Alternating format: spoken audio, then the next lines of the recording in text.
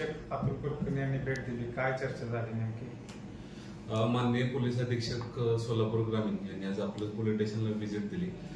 नवीनच सरांनी एक संकल्पना लावलेली आहे की दर शनिवारी जे अर्जदार आहेत, तक्रारदार आहेत, गैरहजर आहेत यांना बोलवणे आणि त्यांच्या शंकांचं निरसन करणे. त्याच्यामध्ये जर दखलपात्र अदखलपात्र गुन्हा होत असेल किंवा त्यांच्यातले काही शेतीचे वाद असेल तर त्यात सामोपचारण मिटवून लोकांच्या मधले तंटे कमी करून चांगलं आयुष्य त्यांना देणे यासाठी सरांची आज व्हिजिट होती पोलीस स्टेशनला. त्याचबरोबर रेग्युलर कामकाजाबद्दल त्यांनी समाधान व्यक्त केलेलं आहे. त्याचबरोबर कर्मचारी, अधिकारी, पत्रकार यांच्या मदतीने आणि त्यांच्या सहकार्याने काही वृक्षारोपण पण केलेलं आहे आणि सरांनी आजच्या पोलीस स्टेशनच्या कामगिरीबद्दल समाधान व्यक्त केलेलं आहे. त्याचबरोबर काही पत्रकारांनी वेगवेगळ्या काही सूचना केलेल्या आहेत, त्याही सूचना आम्ही इम्प्लिमेंटेशन करत आहोत. सायबर विषयी साहेबांनी सांगितलं प्रत्येक पोलीस स्टेशनला सायबर सेल उभा करतोय, तर त्याविषयी काय नेमकी? प्रत्येक पोलीस स्टेशनचा एक अधिकारी आणि 4 कर्मचारी यांचं जिल्हा लेवलला माननीय पोलीस अधीक्षक सर यांच्या मार्गदर्शनाखाली विशेष तज्ञ आणून सायबर क्राईम बद्दल त्यांना वेगवेगळे ट्रेनिंग देण्यात आलेलं आहे. त्यामुळे नागरिकांना कधीही त्यांच्या कुठल्याही फेसबुक अकाउंट, व्हॉट्सअप किंवा वेगवेगळे जे सोशल मीडियाचे अकाउंट ते वापरतात त्याच्याबद्दल कोणतंही हॅकिंग झालं किंवा कुठल्याही अकाउंटवरून त्यांचे पैसे गेले किंवा त्यांची लुबाडणूक झाली तर त्यांनी तात्काळ पोलीस स्टेशनला आल्यानंतर त्यांना विलंब लागू नये, त्यांची तक्रार लगेच घेऊन त्या पद्धतीनं पुढचे अकाउंट्स वगैरे जे ब्लॉक करणे आहे ते प्रक्रिया फास्टमध्ये करता येतील अशा प्रत्येक पोलीस स्टेशनला हा सेल तयार करण्यात आलेला आहे. वाढती गुन्हेगारी किंवा चोरीचं प्रमाण वाढतंय त्याविषयी एक योजना आपण सांगत होता, ते काय आहे नेमकं? वाढते गुन्हेगारी आणि चोरी रोखण्यासाठी माननीय पोलीस अधीक्षक यांच्या मार्गदर्शनाने ग्राम सुरक्षा दल हे ऍक्टिव्हेट करण्यात आलेले आहेत आणि सरांच्या काही कल्पना आहेत त्या जिल्हा प्रशासनाकडून त्यांची मान्यता घेऊन त्या योजना लवकरात लवकर या जिल्ह्यामध्ये इम्प्लिमेंटेशन करणे. तसेच पारधी वस्तीमध्ये पहाट प्रोग्राम हा त्यांच्यामध्ये राबवण्यात आलेला आहे. त्यामुळे पारधी वस्तीमधील लोकांना त्यांच्या ज्या निकडीच्या गरजा आहेत किंवा त्यांना ज्या गुन्हेगारी क्षेत्रापासून त्यांना दूर करणं, त्यांना शासनाच्या वेगवेगळ्या योजना देणं, त्यांना उद्योगधंद्यामध्ये त्यांना हे करणं, नोकरीसाठी प्रयत्न करणं हा पहाटचा प्रोग्राम आहे आणि तो सर्व जिल्ह्यामध्ये चांगल्या पद्धतीने सुरू आहे आणि पुढील कालावधीमध्ये त्याच्यातील यश दिसून येतील आणि वेगवेगळ्या चोऱ्या वगैरे प्रतिबंध करण्यासाठी मदत होईल. गुन्हेगारींच्या निकालाबाबत काय चर्चा झाली का? प्रलंबित गुन्हे असतील किंवा नवीन रेकॉर्डवरचे जे गुन्हेगार आहेत त्यांना पकडण्याबाबत काय आदेश दिले?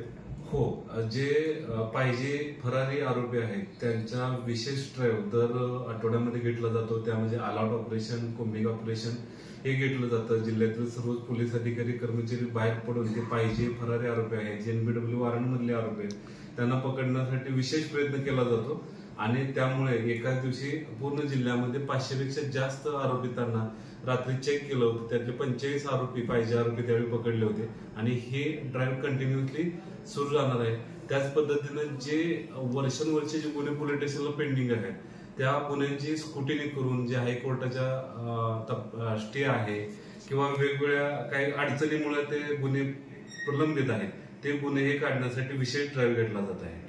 पहाट प्रोग्राम जे सांगितलं सर आता तुम्ही, तर तो फक्त पारधी वस्तीसाठीच आहे का इतर गुन्हेगारी जमातीसाठी पण आहे? ह्या सर्व ज्या छोट्या छोट्या वस्त्या आहेत आणि त्या ठिकाणी अशा स्वरूपाचे लोक राहतात त्या सर्वांसाठी हा प्रोग्राम आहे.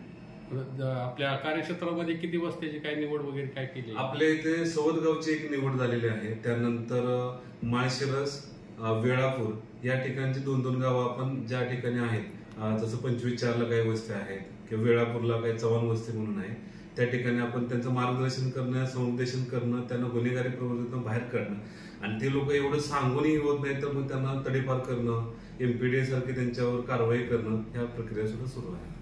एकंदरीतच माळशिरस तालुक्याच्या कामकाजाबाबत साहेबांनी काय समाधान व्यक्त केलं, काय सूचना केल्या? एकंदरीत माळशिरस तालुक्यामधील एकूण 4 पोलीस स्टेशनचं कामकाजाबाबतचे सुधारणा चालू आहे आणि सरांनी एक समाधान व्यक्त केलं की काम चांगलं चालू आहे पण ह्याच्यामध्ये अपग्रेडेशन येणं, अजून चांगल्या पद्धतीनं काम करणं हे सरांनी समाधान व्यक्त केलेलं आहे. अकलूज शहराविषयी काय त्यांनी सूचना केल्यात का? ट्रॅफिक असेल किंवा आणखी काय? हो, अकलूज शहरामधील ट्रॅफिक तसेच वेगवेगळ्या शिक्षण संस्था आहेत तर इथे कोणाची छेडछाड होणार नाही. निर्भया पथक खूप चांगल्या पद्धतीनं काम करेल, लोकांच्या मध्ये मिसळतील पोलीस आणि ट्रॅफिक बद्दल जे सिग्नल आहे त्या सिग्नलच्या ठिकाणी पोलीस कर्मचारी देऊन ते सिग्नलही चांगल्या पद्धतीने चालले पाहिजेत. सध्या कारखान्यामुळे काही ट्रॅफिकची अडचण होते, जसे माळीनगर असेल, यशवंत नगर असेल, या ठिकाणी जे ऊसाची वाहतूक होते त्यामुळे लोकांना त्याचा त्रास होतो. तर त्यासाठी विशेष प्रयत्न करण्यासाठी सरांनी सूचना केलेल्या आहेत.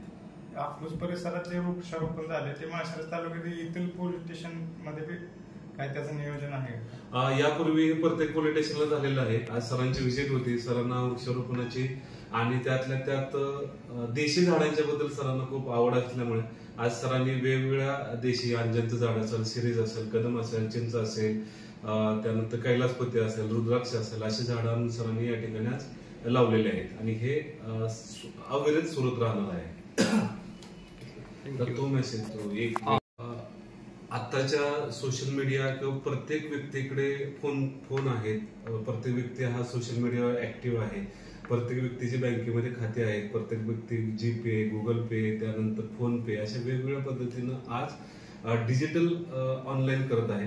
पण याच ह्याच्यामध्ये काही लोक, काही वितुष्ट व्यक्ती किंवा काही समाजकंटक हे या लोकांचा गैरफायदा घेऊन त्या लोकांना तुमची फसवणूक झालेली आहे, तुमचं बँक अकाउंट हॅक झालेलं आहे, तुमचं एटीएम कार्ड हॅक झालेलं आहे, तुमच्या काही व्हिडिओ क्लिप्स आमच्याकडे आहेत, तुमच्या फेसबुकचं अकाउंट हॅक झालेलं आहे, तुम्ही हनी ट्रॅपमध्ये सापडलेला आहात, अशा पद्धतीने लोकांना धमकावून लोकांना त्यांच्या मजबुरीचा गैरफायदा घेऊन त्या लोकांच्याकडनं पैशाची लुबाडणूक केली जात आहे. तर अशा पद्धतीनं तुम्हाला कोणताही अननोन नंबरवरनं फोन कॉल्स आले किंवा बऱ्याच चिट फंड्स कंपन्या असतात, त्या तुम्हाला आज 1 लाख रुपये गुंतवा, आम्ही 6 महिन्यांना 10 लाख रुपये तुम्हाला देतो, अशा पद्धतीच्या काही चिट फंड्स कंपन्या त्यांनाही होतात. तर अशा कोणत्याही लोभास किंवा कोणत्याही दडपणास किंवा दहशतीस बळी न पडता त्या नागरिकांना अशा स्वरूपाचा फोन आला तर तो फोन डायरेक्ट त्यांनी ब्लॉक करावा. जर वारंवार अशा पद्धतीने त्यांना फोन आले किंवा अशा चिटफंड कंपनीतून आले तर त्याच्यासाठी तुम्ही पोलीस स्टेशन घेऊन तक्रार द्यावी, असं मी जाहीर आव्हान या मीडियाच्या माध्यमातून नागरिकांना करत आहोत. माझा नंबर आहे 95 27 51 31 00 9527513100. मी DYSP नारायण शिरगावकर. तुम्हाला अशा स्वरूपाचा कधीही कॉल आला तर मला रात्री अपरात्री कधीही तुम्ही कॉल करू शकता. मी 24 तास आपल्या सेवेसाठी कार्यरत आहे. धन्यवाद. जर यापूर्वी जर कोणाची जर अशा स्वरूपाची फसवणूक झाली असेल किंवा आम्ही एवढे जनजागृती करूनही कोणाची जर फसवणूक झाली तर त्यांनी तात्काळ पोलीस स्टेशनला यावं, जेणेकरून त्यांचं अकाउंट आपल्याला ब्लॉक करता येतील. त्यामुळे तुमचे जे पैशाची हानी झाली असेल ते पैसे आपल्याला परत आणण्यासाठी प्रयत्न करता येतील. तर लोकांनी जास्त विचार न करता जर अशी काही फसवणूक झाली तर तात्काळ पोलीस स्टेशनला यावं, असं मी आवाहन करतो.